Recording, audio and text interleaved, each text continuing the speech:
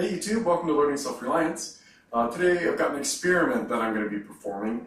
I have seen lots of tutorials and things about in the past that people use to preserve cheese. Today I'm going to be trying out waxing some cheese. So this is just some medium cheddar,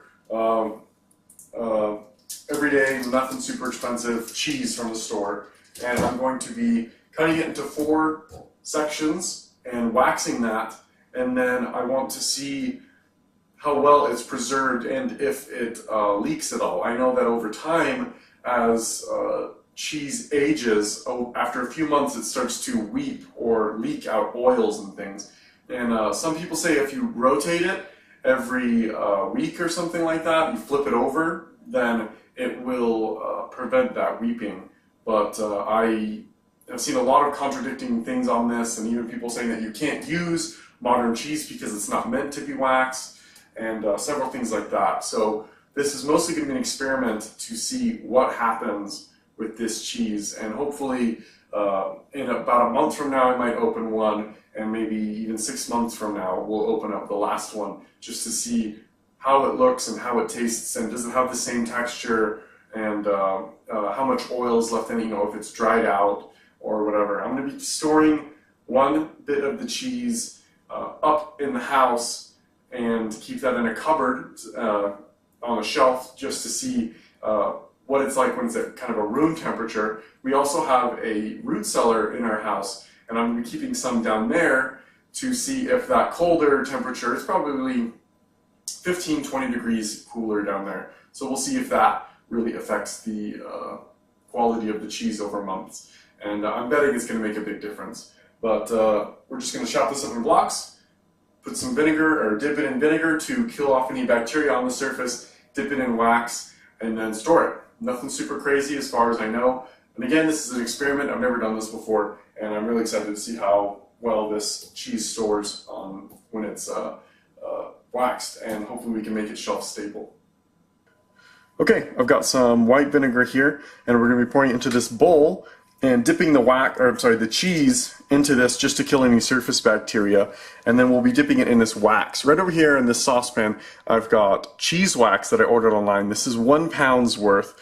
It looks like it's going to be much more than enough to do this single block of cheese. And again, this is just an experiment, and we're going to be waxing it twice over and seeing how shelf stable we can get this. So first thing I'm going to do is just cut this cheese up into 4 sections. Start with the middle. Alright, so I got this guy cut up into 4, and now we're going to be using some white vinegar to sterilize the surface of this cheese. You can also use a brine, apparently, which is just water and salt, I'm assuming. So we're just going to dip this in here just to kill off any surface bacteria, like that. Then I'm just going to dip this into the wax here, and we'll see if this sticks. One thing I was wondering is, if this vinegar's on here, how well is the wax going to adhere to the cheese? A little bit spilled off. Alright, seems like we got a little bit of a layer there. This is distilled, and I think there's probably some water that's bubbling inside of that wax from the vinegar. Let's do another one.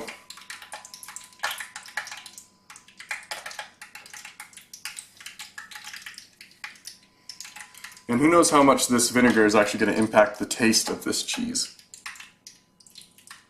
I'm trying to get over half of the block so that when I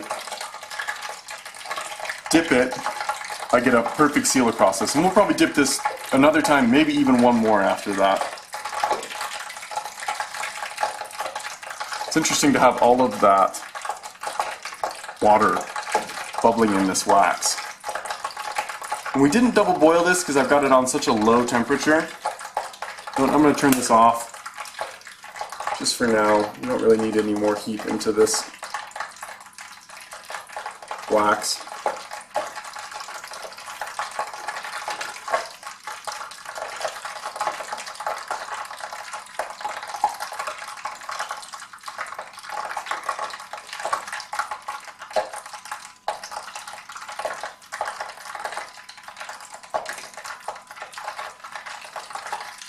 Okay, there you go. There's one half of the cheese is wax. We'll do the other half, and then we're going to re-dip it again. And depending on how good it looks, I might do a whole nother dip. Okay, first layer seems to have dried pretty well. It only took about a minute for it to dry off. And again, I'm going to dip this again, but I'm going to do the next half of this. Let me see how well I can show this on camera. You can see the line of the wax just right here, and you can see where my fingertips were there. With that wax, get a bit of a shine so you guys can see that. Just going to dip the other half in. Nothing crazy. Oh, it fell in. I need to get tongs. Now I'm cooking my cheese. Perfect. That was very unintended. That is going to mess with that one. I'll have to do that one again for sure. The wax makes it slippery, so I think I'm going to have to be careful with these tongs and really get it in there. Oh, it's still slipping even with the tongs. Huh. Okay. I've seen some people, they paint the wax on, and I may have to do something like that. Because that's just slipping. I think I'm just going to stick with the tongs for now. Just grip it firmly.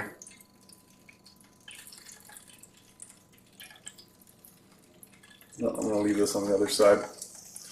This is going to be, I'm probably going to do this 3 or 4 times now, I'm betting, with how the wax seems to be pulling off of the cheese. And these tongs aren't really helping with that. I'm going to try some different tongs. I think I've got some tongs that are a bit more rubbery and it might be nicer. Alright, got some rubbery tongs here. We're going to see how well this works with the wax. We'll try this guy, who was not doing well last time. We'll start on the bottom. Flip it over. Yeah, that's pretty melty there on the bottom. It was cooking a bit. That's probably going to interfere with the experiment.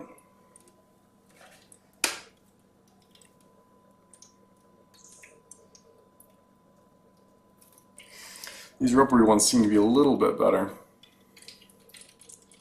The wax seems to be coming right off of the bottom of the cheese, so I'm betting that this directly on a cookie sheet is not going to work. Yeah, look at that come right off.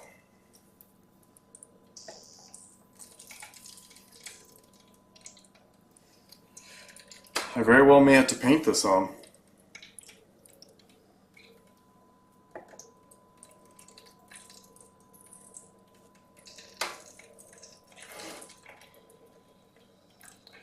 Really doesn't hold very well against the cheese. I'm going to have to dip this a lot of times to get it to adhere to where it doesn't peel off. Be gentle with it if I can. There we go, that's stuck a little bit better. And do one other side of it here. Let's see how that works. Come at it from a different angle. That might encourage the wax to stick a little bit differently. There we go. Alright, about the third layer, it seems to be, the wax actually seems to be sticking to this. Oh, and this is cheese wax that I ordered online. It's not just paraffin wax or beeswax, though I'm betting both would work just fine. This is cheese wax. It's very squishy where it touched the pan. It really just cooked that cheese. That's going to mess with the experiment quite a bit. We'll have to see what one side of it does.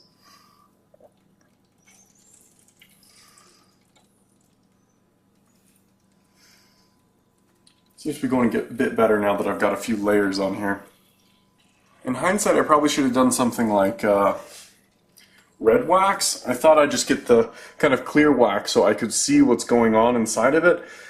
But while I'm doing this, it's kind of difficult to see what level and how thick the wax is. So I'm going to have to get quite a few layers on here for it to really stick. And to really be able to see how thick the wax is. A little bit of a bubble or something come out of here. Probably vinegar. Can't really smell the vinegar on this though. I'm going to do it from one of the wider sides again. Get it deeper onto there. I could feel it kind of slipping under my finger, so I pulled out a bit quickly there. It's difficult to do it sideways like that. Looking a lot thicker and a lot better. Okay. Well, it touched this guy and it pulled the wax away. Yeah. To redip that whole corner. Don't want to leave it in there too long because it's just going to remelt that wax. I got to just get a layer on it. That's what I'm going for. I thought about greasing up this pan here before I used it, but the cookie sheet or whatever. But then I thought if it actually had grease on there, it might interfere with the wax or with what it appears to be weeping later. So I decided not to grease this, even though the wax seems to be sticking to it. Yeah, I thought about using wax paper, but I think wax paper would stick really badly on this because it's wax. It would just get all this hot wax touching it and it would melt and adhere to the paper. So I'm trying it like this instead and see how it goes. Yeah, I've probably got 6 layers or so. Oh, it tugged off right there in the middle. These little buggers are causing problems. I need to clean this off with a spatula. And that little bit of wax there, it'll just adhere to it and right to the metal because it doesn't get a chance to cool down before. And when it touches the metal, it's cooled down, but when it touches that wax, I think it doesn't need to be warm to adhere to that other bit of wax. So now there's a ruined little spot right there. I'm going to dip that guy again. Try not to drip, apparently. Dripping is important. Good. This guy's looking really good. This corner looks a little bit pulled up, so I'm going to go with that one again.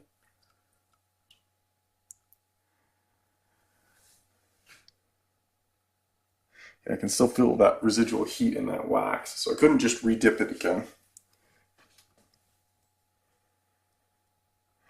This one is just so gooey already. This one is, it's got to be the first one I'm going to open, I'm betting, just because it's going to be so gooey already. I'll dip this bottom again because of that spot that opened. And with that, it's probably sealed up again. Yeah, it looks great in there. Kind of looks like butter now, with how lightened up it has. It is with all this wax on it. Just kind of looking at them and looking for open places and kind of trying to dip it on that. I'm sure professionals can get this really thick on there. I mean, you get it from the store and you've got, you know, 1/4 inch of wax on there.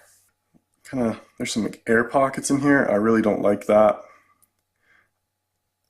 Bacteria needs oxygen, and I'm betting those air pockets are going to create a nice home for bacteria. That's my bet.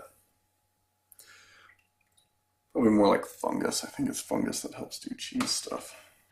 So with these, you definitely have to be gentle.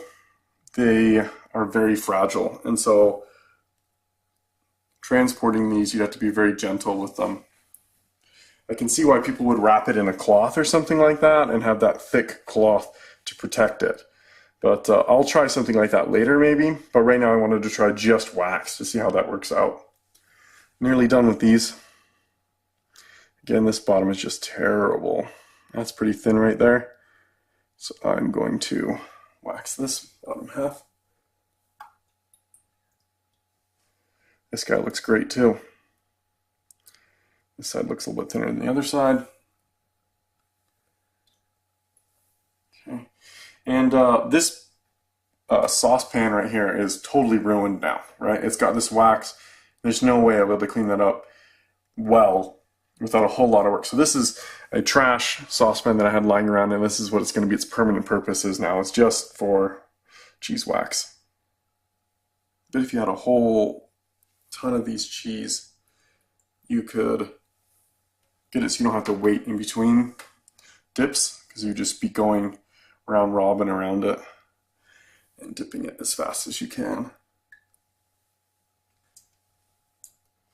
This cheese is pretty much done. I'm just doing a couple extra ones just in case. Again, this has got some air pockets. Not sure if that shows up on the camera, but there's some air pockets there, which I don't like. Learning, huh? I spent a lot of money trying something, failing, and then trying again. But I don't know how else to learn. Okay, well, I'm going to call these cheese blocks done. I'm going to separate them into two. Two of them will stay on the shelf upstairs. Two of them will go downstairs into the root cellar where it's cooler, and we'll see how much that affects them. Okay, got them separated here. I'm going to be keeping these ones upstairs, these ones down in the root cellar to see if the temperature difference makes a large difference on these. I'm going to be rotating one of these, of each of these every week, and the other one I'm going to leave just stationary to see what a difference on weeping it does. Like if the oil slowly goes to the bottom and then weeps out, and if I rotate it, it keeps the oil spinning in there and doesn't let it go all the way through. So anyways, this is the beginning of the real experiment to see what works with these cheeses. Alright YouTube, well thank you for watching, and I'm really excited to see how this turns out in a few months. I'll put another video up, and once that's done I'll make sure to put a link on this video so you guys can switch between them really quickly. Well thank you YouTube for watching, and please remember to like and subscribe.